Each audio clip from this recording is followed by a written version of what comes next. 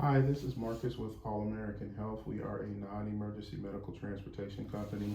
I am waiting on a client at one of the dialysis centers, so I decided to make a couple of videos while I waited. Today, we're continuing how to start your non-emergency medical transportation videos.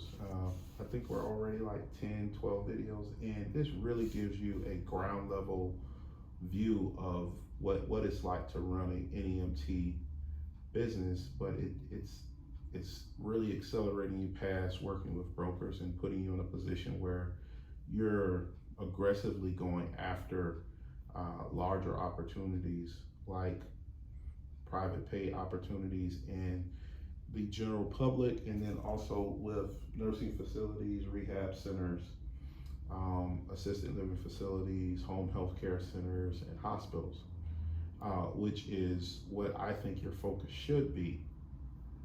I want to talk about how to manage a busy day with private pay clients. So private pay clients can find themselves having a certain expectation of services, and they should.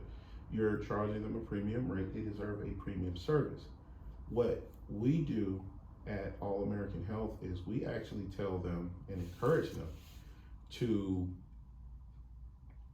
give a certain standard of service when they make the initial call.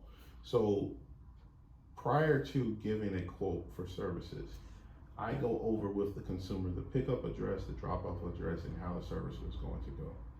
And my spiel is something similar to, we're going to arrive at this time and pick you up, transport you to your appointment. You'll ride in a wheelchair van. You'll always be strapped down in the wheelchair van.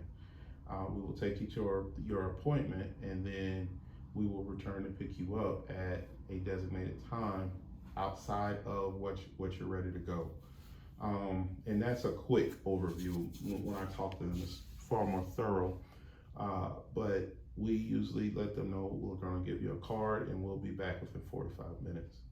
On a very rare occasion, we're not able to get that 45-minute window taken care of. So what's important to do is to stay in communication with the client, letting them know, hey, there's traffic, or there is an accident that's slowing things down.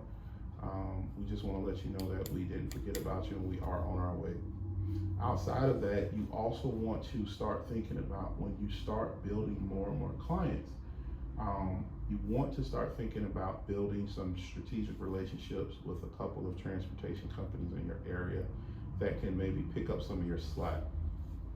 You definitely want to have your dispatching software set up and ready to handle the rigors of being in a handful of different areas inside of a small window of time, but you want to pre-plan in case something comes up. And the way to do that is, one, staying in communication with your clients, but also, again, building a relationship with a few individuals that can help you, or a few companies that can help you. And you don't need to have a long database of providers. Just one or two companies that are consistent, that do a stellar job of providing services similar to how you provide them, that are not against or feel threatened by the clients that you're bringing them or making available to them. There are at times companies that will try to take advantage of the client base that you have. They will advertise or try to take your client. I'm a big believer in there's plenty of fish in the sea. So if you lose a client due to getting some help, it's not that big of a deal. You really should just keep going. If that company doesn't provide them a quality service, they're going to come back to you anyway. So you want to keep that in mind. You want to manage your clients. You want to stay in communication with them.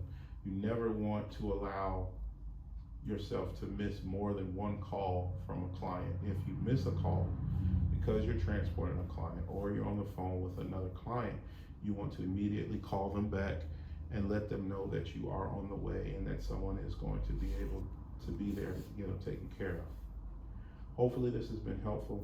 You guys take care.